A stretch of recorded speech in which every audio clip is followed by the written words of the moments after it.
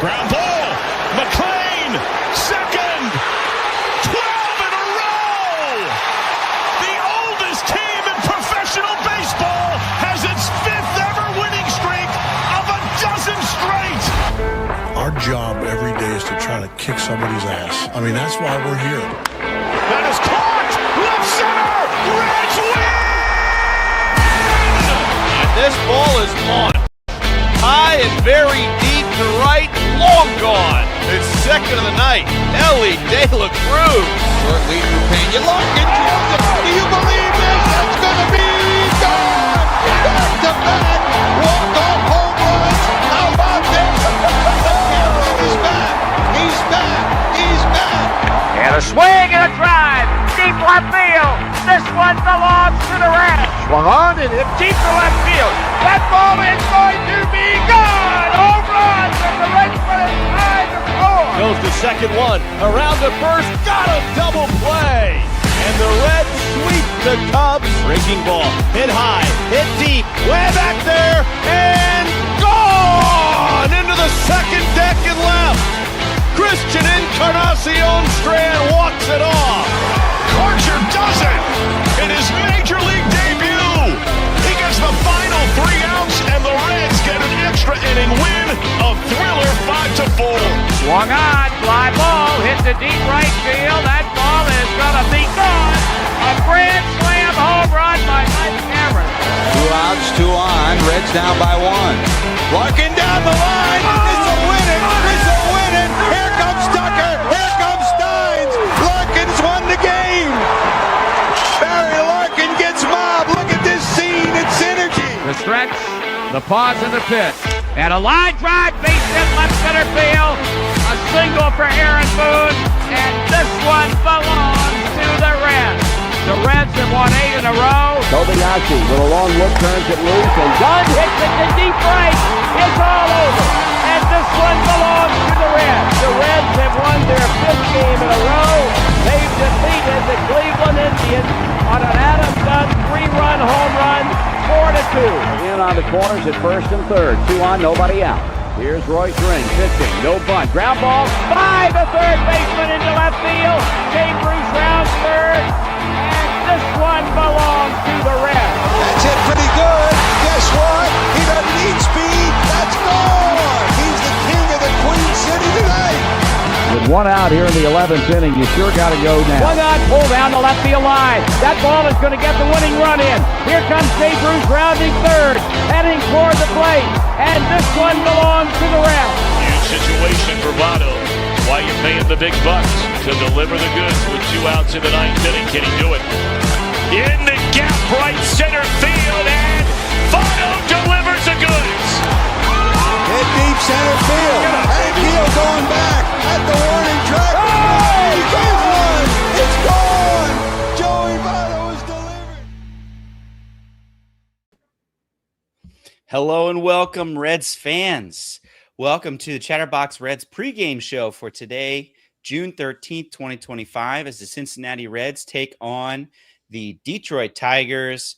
I am Mike Hart, and with me is somebody who's basking in the Ohio Cup glow, ready to drink Skyline chili out of it as they bring it around and parade it around the city. My man, Ricky Logan. How are you doing today, buddy?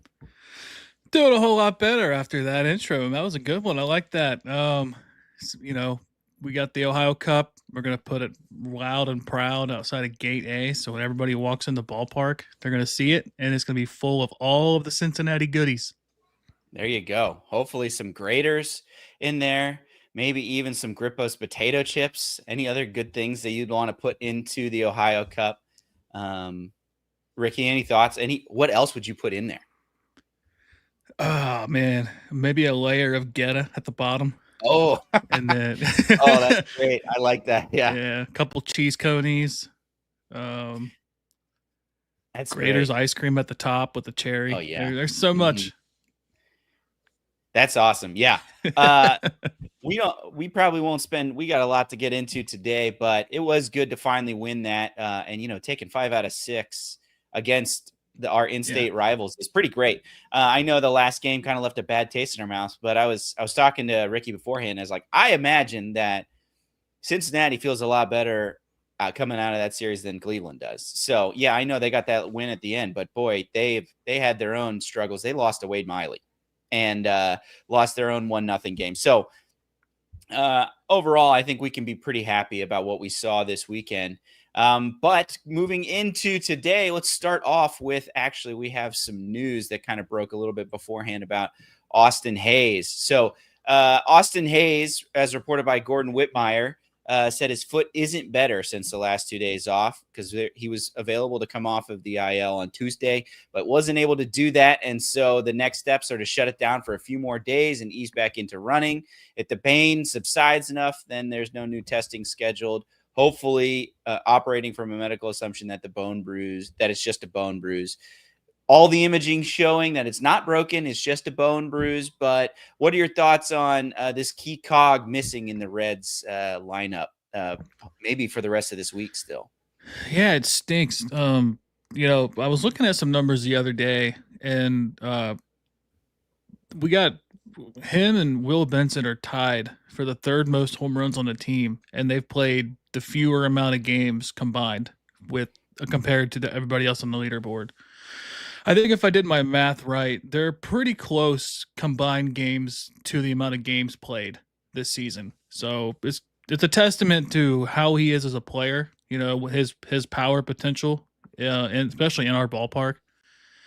It's missed, and he's been consistent, but he's also been consistently out. So I talked about it with Craig on the postgame show on Wednesday that, it's unfortunate because if we could get an extended look at him for a month, 2 months, I mean, I don't think he's going to be what he's been so far, but if he could be close to that, I mean, it's a huge, huge cog to our lineup.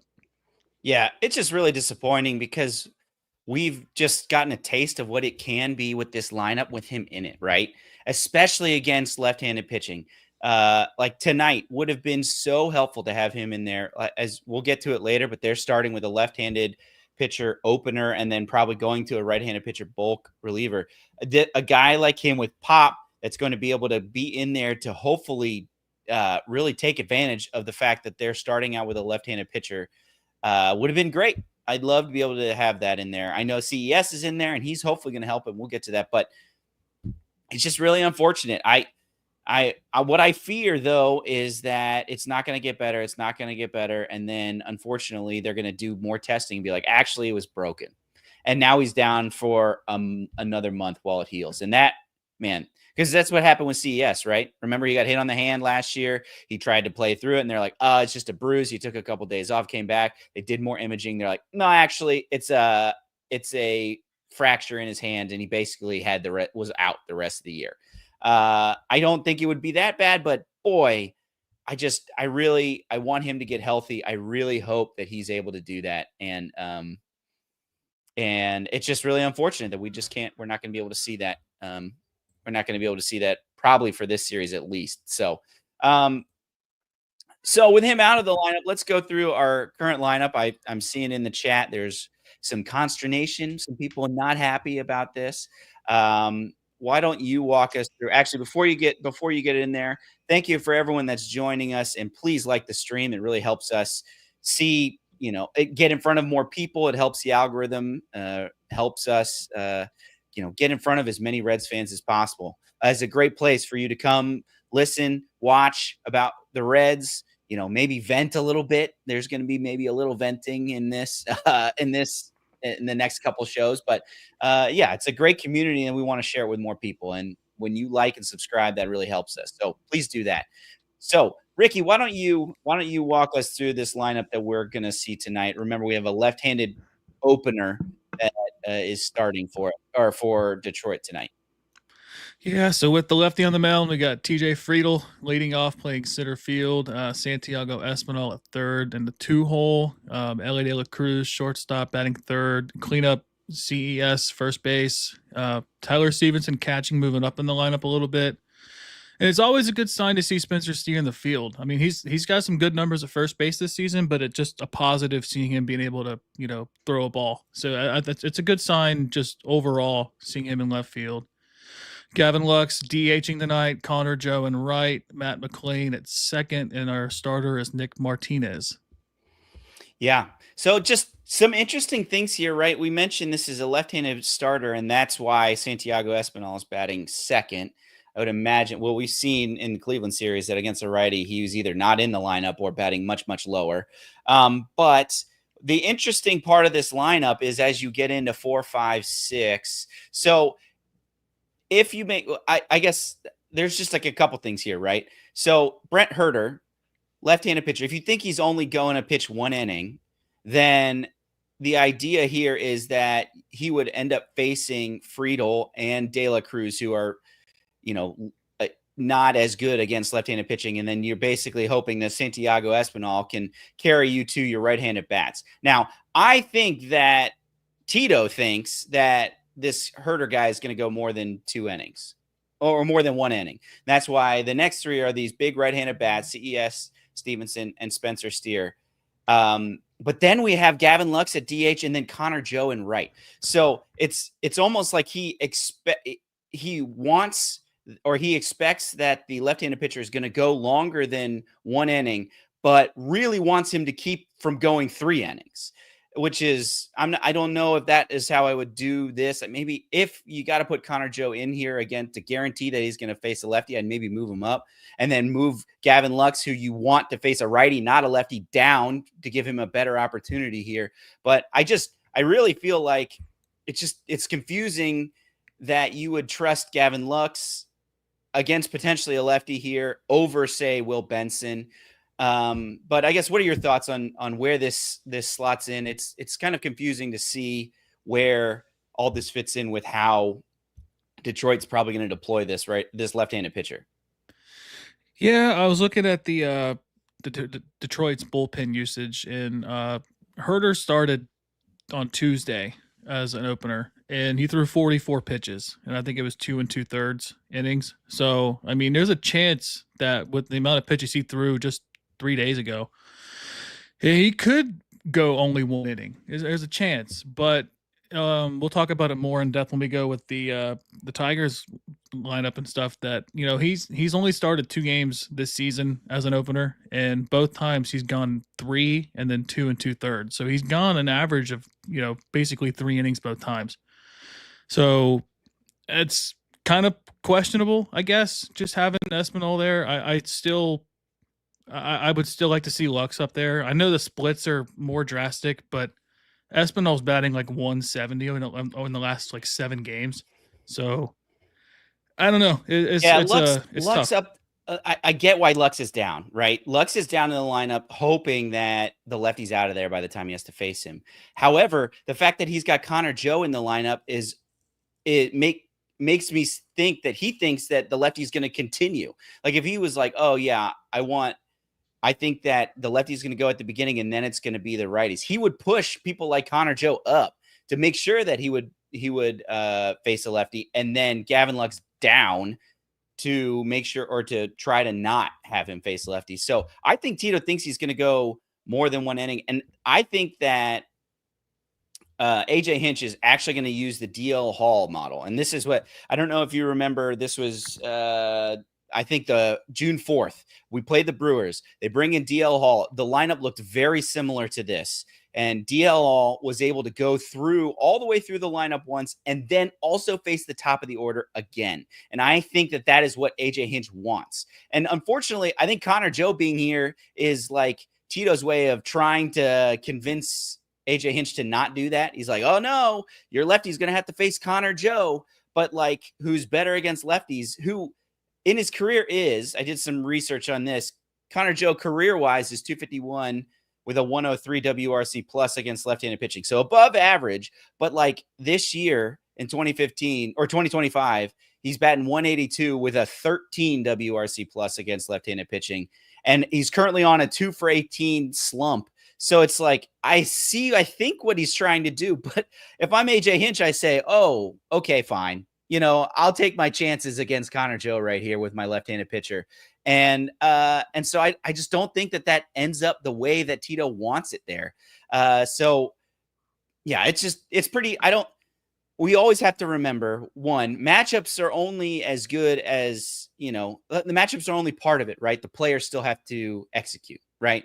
We could, Stevenson and CES could both get extra base hits, and we could drive that left-handed pitcher out of there.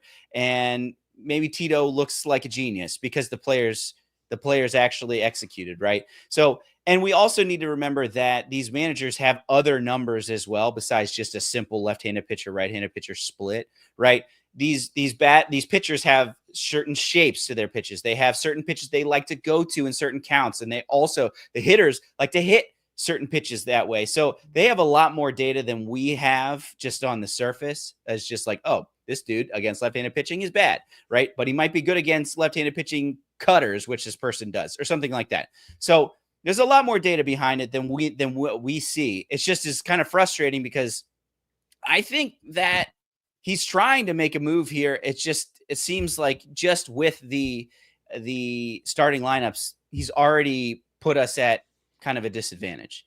So, we'll see how the players do, but boy, it would be nice to, have a manager that was willing to kind of take advantage of all the small things rather than just kind of throwing out the same lineup that clearly didn't work against DL Hall. DL Hall went 3 innings, and then Quinn Priester came in and went 5 innings, and I don't think we scored a run in that game, or we scored 1 run in that game. So the blueprint's out there for AJ Hinch, and he's just like, all right, we'll try that, and hopefully we can get that. So that's, I think we've said a lot about the lineup. I'm looking at the chat, and I think a lot of people kind of agree with us. When would you like, or who would you like coming in? Obviously, there eventually is going to be a right-handed pitcher in here, and his name is Kaider Montero, is the guy who's slotted to come in as the bulk reliever. What moves would you like to see as a right-handed pitcher comes in to, kind of get some of our heavy hitters, left-handed hitters in this lineup? What are you thinking with that, Ricky? Yeah, I think unfortunately we're probably going to see Garrett Hampson, but no, but I think Will Benson probably would come in for Connor Joe. And then if I had to guess, they would probably move Steer somewhere and then have Friedl come in. Maybe Steer to first, CES to third, and have Friedl play right or left field. Yeah. And as he pinch hits for Santiago Espinal, maybe that. I think that's a good man. That I'll tell you what, having CES the flexibility to play third base is very helpful there. Hopefully he looked pretty good change. too. Yeah, hopefully they make that change pretty early on. So it's just like if we can get CES and Tyler Stevenson and Spencer Steer to give us some production against that left-handed opener, I think that we can get him out of there before he goes to the second time round. And then you can just immediately sub Santiago Espinal out, right? He gets his 1 at-bat, like he pinch hit against a left-handed pitcher, but it just happened to be in the first inning, right? And then you basically get Jake Fraley or Will Benson or whoever in that 2 hole there to be able to face their right-handed pitcher. So anyway, we've talked enough about that. Kerry brings up a good point. If Martinez is on, we've got a shot. Let's talk about Nick Martinez. He's been great so far this year. I know he's only 4-6 because he hasn't gotten such great run support, but especially recently, he's been very good. What do you have on Nick Martinez for tonight's game?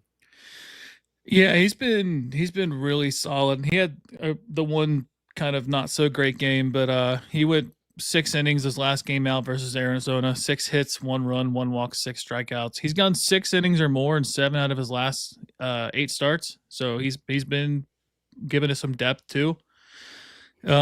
Career wise, active Tigers are 4 for 11 with McKinstry 0 for 2, Torres 1 for 2, Green's 1 for 1 with the home run, Kerry Carpenter's 0 for 1, and Spencer Torkelson's 0 for 1. So there's not a lot of history, really, not a large sample size. So I like the matchup, and like Kerry said, if Martinez is on his A game, we have a really good chance. And another thing too, I was looking at some numbers too, like with the Reds, like we play up to our opponents, but we also play down to our opponents. And I think the last time I looked, we had a winning record versus teams over 500. I think we were 20-18 last, I think. And it's a weird thing. I don't understand it. I wish that we could play up against our opponents that are bad too. Just we'd be a whole lot better in the standings. But I think with that, I think there's a chance that if Martinez can be on, and then if we could tap into, if Tito can be smart and do the right moves, I think we have a legit chance to pull this one out. Yeah, I agree with you. Let's move into the lineup that Nick Martinez is going to be facing. It's pretty interesting. Gleyber Torres batting first, playing second. Kerry Carpenter playing right, batting second. Riley Green in left, batting third. Spencer Torkelson DHing, batting fourth. Colt Keith playing first, batting fifth. Wencel Perez batting sixth and playing center field. Javier Baez batting seventh and playing short. Zach McKinstry batting eighth and playing third, and Jake Rogers catching and batting ninth. Interesting thing about this is you can see they have some pretty big lefty hitters right here. Kerry Carpenter absolutely crushes right-handed pitching. Riley Green also does pretty well, and Colt Keith as well. So, it's not going to be an easy task for Nick Martinez. This is a very good lineup when it comes to facing right-handed pitching. I think, in fact, Wencel Perez is their leader in 11 games with a 189 WRC plus against right-handed pitching. So, man, that lineup doesn't seem very familiar to us because there's not a lot of like all-stars, I guess, besides I think Riley Green was their all-star before. And, we obviously know about Javier Baez, but they hit very well in their role, which is very interesting. They are full of people that, know what their role is and are willing to be flexible defensively. We saw Javier Baez playing some center while Parker Meadows was hurt, and now he's playing short. Zach McKinstry plays short too, and Colt Keith will play third as Torkelson plays first. So they have a lot of flexibility around the infield as well, and they hit pretty well. And so, this is going to be a tough task for Nick Martinez, especially because I would imagine this first couple innings, as we navigate through the opener and the bulk reliever, we're going to have a hard time pushing across some runs. So let's talk a little bit about Blake Herter, and then their bulk reliever expected to come in is Keiter Montero. You mentioned Brant Herter has done this a few times and pitched pretty well in his opening role. But Keiter Montero has 9 appearances so far. He's made 6 starts and 3 bulk reliever starts. So they've done this to him a few times now. And he's overall has a 2-1 ERA with a 2-1 win-loss record with a 4.3 ERA. But in his 3 bulk reliever appearances, he's given up 3 runs, 5 runs, and 4 runs. So I think that bodes well if we can get our lefties into the lineup. If he comes in and we get Benson and Friedl into the lineup, I like our offense's chances here. It's just we need to make sure that doesn't happen in the 6th inning. We want that to happen in the 3rd inning, right? So hopefully we'll be able to take advantage of that. What are your thoughts on this lefty righty matchups that we're going to have to navigate through here? Yeah, the hope is that you can get Herter out after 1 inning. Like I said earlier, Herter's gone 3. He went 3 innings. May 21st against the Cardinals, he had 1 hit and 1 walk, 2 strikeouts. And then he started on June 10th versus Baltimore. He went 2 2/3, 2 hits, an earned run, and struck out 3. On the season, he's got a 1.75 ERA, and he's got 34 strikeouts and 9 walks. And he's only 6 strikeouts away from his career high from last year. So he's been a really solid reliever for them, and he's been really flexible being an opener as well. Now, as far as Montero, he's a guy that if we could get past Herter, I like our chances because in the last 7 games, he's walked 12 with only 19 strikeouts and 14 earned runs. So if we can get the Herter and they do end up bringing in Montero, I really do like our chances, especially if we can get the lefties in. Yeah.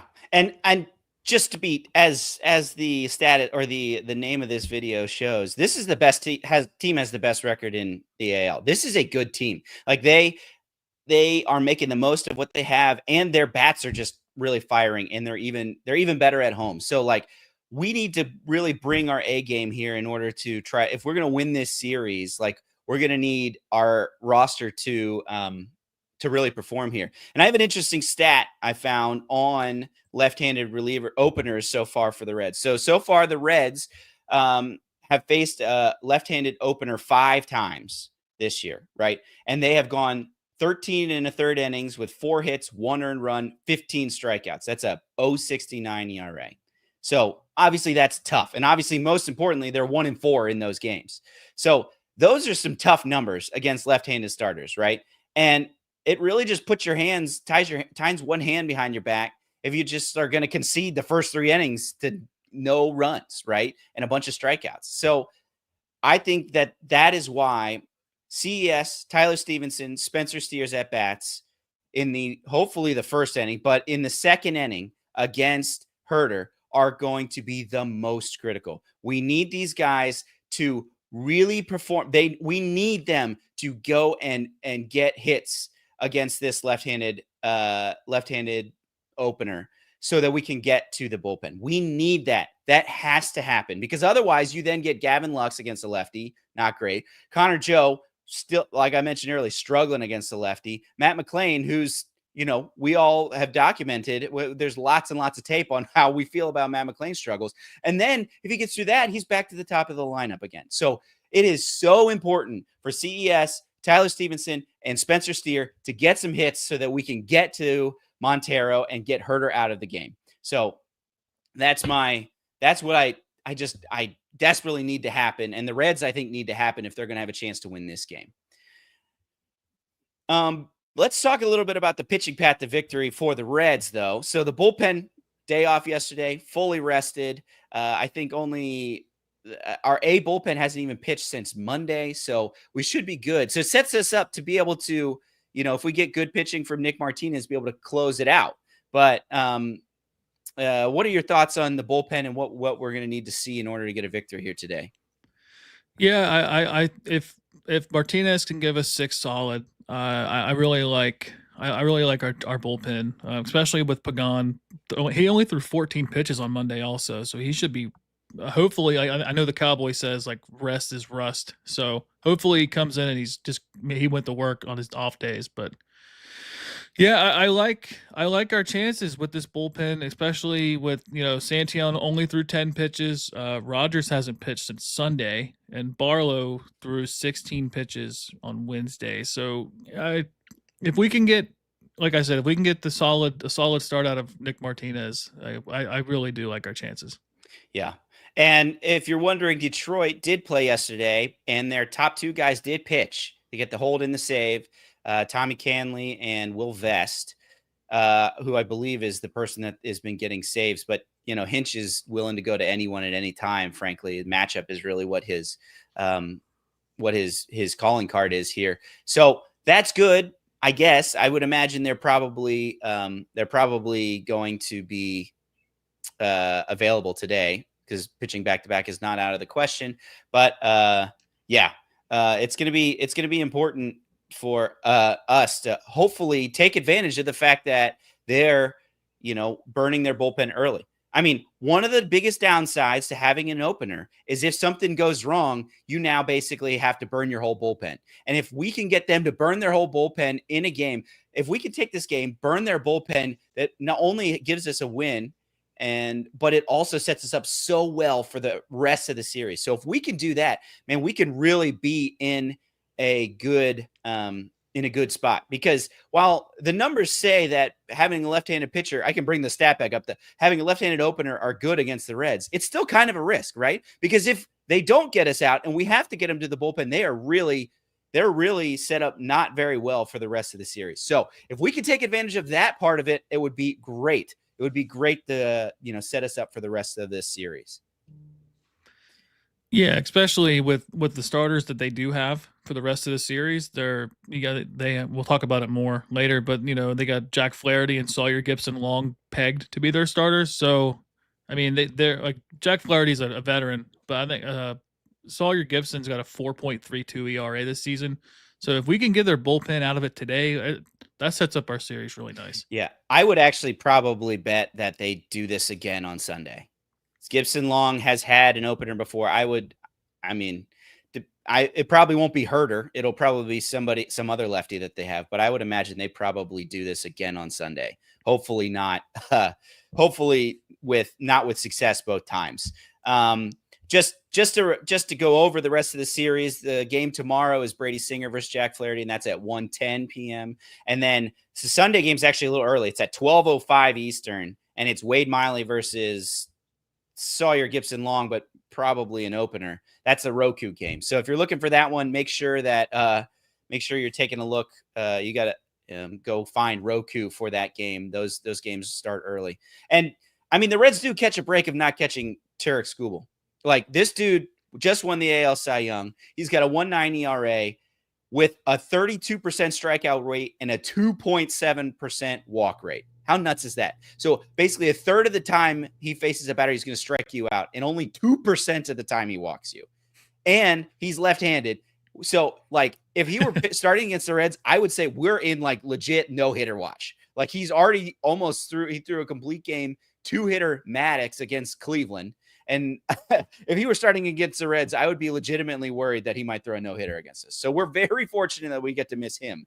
And hopefully we can make some hay with some of their lower end starters. Let's now take a look at the NL Central rundown. I know the Cubs have already lost today, which is great, but Ricky, why don't you hit us with some of what we expect to see with the NL Central going around the rest of the day? Yeah, so the Cubs lost 2-1 to the Pirates. The Pirates have low-key been on a little bit of a not a winning streak, but on a winning session here. They've won, I think, 8 out of their last 11 games they've won. The Cubs are 42-28, and the Pirates are 29-42. The Brewers take on the Cardinals today. The Brewers are 37-33. The Cardinals are 36-33. It's Eric Fed versus Brady Peralta. And then obviously we're taking on the Tigers. We are in 4th place in the division. Yeah. Hopefully, I mean, good thing about Cardinals and Brewers is somebody's got to lose, right? Makes it harder when you're trying to jump both of them because somebody's also got to win. But man, if we can go out and get a win tonight, I saw this early. You might have started earlier. Oh yeah. Lance George. It's Friday the 13th. Strange things will happen. I love that. Boy, and it's full moon too. We need some strange things to happen here. It doesn't seem like the deck is stacked for us at the moment, but if we can get, like we mentioned earlier, if we can get some clutch hitting out of CES, Ty Steve and Spencer Steer there in the second or the first inning, then I think we can really make some hay there. We're getting to our prediction time. I've seen some already in there. I've seen some predictions in the chat, but let's get those predictions flowing in there so we can highlight them to see if anybody can guess what tonight's final score is going to be. Hopefully we're saying the Reds are going to win, even though I've seen some negativity in the chat here. But before we get to that, Ricky, what's your what to watch for tonight? Yeah, so we've been Friday night candyless for a while now, so that's a bummer. But I kind of wanted to highlight the Tigers a little bit on this one, just because I feel like if we could start modeling what they've been doing, I think that could set the Reds up for success for the long term. Currently, the Tigers are 45-25. They are the best team in the American League, and they're a half game behind the Mets for the best team overall. Last year, they had a 0.2% chance as of August 8th to make the playoffs, and they were aggressive with their pitching, kind of like how they are this season. They use a lot of bulk pitching, a lot of openers, and they mix and match in the lineup, moving guys around. And they had a season an ERA post August 18th of 2.60. And a lot of that, I think, has to go to how good of a manager AJ Hinch is. He gets kind of a little bit of a black eye for the 2017 Astros scandal, but it's been documented that he didn't really orchestrate that or run it, but he did take the blame and he owned up for it. But I kind of wanted to highlight that because not only do the Tigers have who they have in their lineup right now, but they also have the #1 farm system in all of MLB. So they're homegrown. They're making the right trades. They're kind of following that Rays model. And if we're going to do that, we got to make some tough choices in the future. And it's just the Tigers. It was unexpected last year. They weren't supposed to be where they were, and they for sure weren't supposed to be what they are right now. And it's just a testament to how that organization's ran top to bottom. And they're not the biggest spenders either. Their payroll is 144 million this season, and we're at like 115. So we're not too far off. But Tigers, they're on the up, and I think if we can make the right moves future wise, I think that we could hopefully get to where they are. Yeah, I agree. I would imagine that they are a great franchise to try to emulate.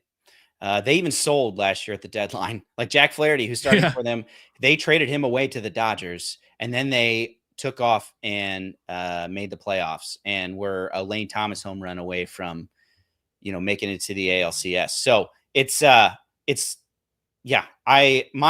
what to watch for is actually also kind of has to do with the Tigers here too. And it's the left-handed pitching that the Reds are going to have to do against this lineup, because they are pretty heavily platoon based. Let me bring that lineup back up there.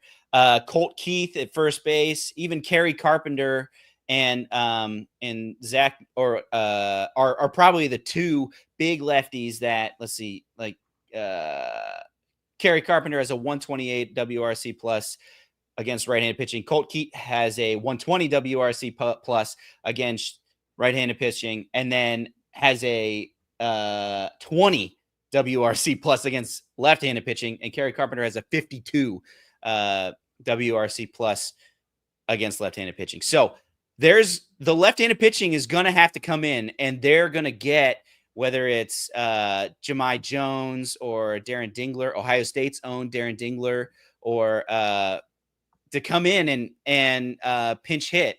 We're going to get them out of the game. It's just like they're going to have to face some right-handed pitching that is good against left-handed pitching. So it's like, if we're going to do something to get those big bats out of the lineup, the left-handed pitching is going to have to come up clutch this series. That's Suter and that's Rogers, right? So hopefully they're able to do that, and we're able to say, hey, those lefties came in and got some really big right-handed pitching outs. So I guess that's my what to watch for as you move on through here. We've had some good predictions in the chat here. We have first WTI Trader says 11-3 Tigers. I don't like that. Hopefully that doesn't happen. Molly 5-1 Tigers. Everyone here very optimistic about the Reds' chances here tonight. Mark Fetters 69-0 Reds. I love that. Nice. If that happens, I will shave my head. I'd love that. TC Thompson says 2-0 Reds, but then changed his mind to 3-0 Tigers. So let's hope that doesn't happen. But Carrie also says 4-2 Reds. I'd love that. Ricky, after all that stalling, do you have a good prediction for me? And hopefully it's not the Tigers winning this game. We're a Reds show, man. We can't pick against the Reds. Oh yeah. I don't care how bad we are. I think we're gonna get. I think that Herter is gonna go only an inning. I think we're gonna get to him. I don't think he's gonna give up runs, but I think he's gonna walk a guy. I think he's gonna have a hit, throw too many pitches. He's gonna get out of it. Maybe he goes an inning in 2/3. Doesn't get out of 2. So I think we're gonna get to Montero, and I think we're gonna get to Montero as well. And I think we're gonna score 6, and Detroit is gonna score 3. All right, 6-3 Reds is what you have for that one. It looks like we have Pickle and Peanut Butter 2566 says 6-2 Detroit. Herter will go at least 3 and Montero 5. I hope that doesn't happen. That's exactly what happened in that D.L. Hall game.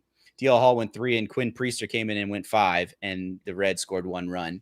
So let's hope that doesn't happen, but I understand why you might think it might happen. My prediction here is Yeah, I like that. I think Santiago Espinal finds a way to get on. Elly walks, and then we get it back-to-back extra base hits to push two runs across by CES and Stevenson.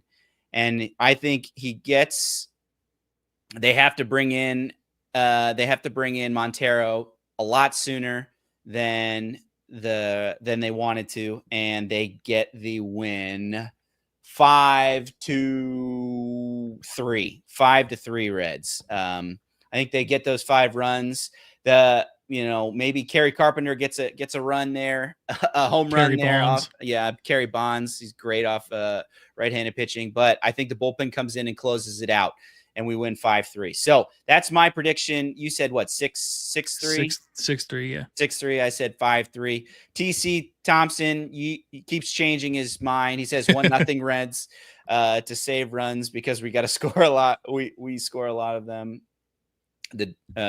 Because we score a lot of them, don't the Reds? I think maybe he means the rest of the games. I'm not sure, but yeah, I don't care if it's 1-0. I don't care if it's 69-0. As long as it's a Reds win, that's all I care about. And I'll be on the post game again tonight with Corey T. Phillips. So hopefully you'll be turning in for a happy version of that. But once again, thank you everyone who's been active in the chat. 6-3 Reds, might as well. I said 69-0 Reds. Right. Thanks for everyone that's been a part of the chat. Thanks to everyone that's liked the stream, subscribed to Chatterbox. We really appreciate it. Please join us again in the 9th. Hopefully we'll be celebrating a Reds win. And we've gone long today, Ricky. We just had a lot to say. We had a lot going on in there. But until next time, Ricky, why don't you hit us with a Go Reds? Go Reds.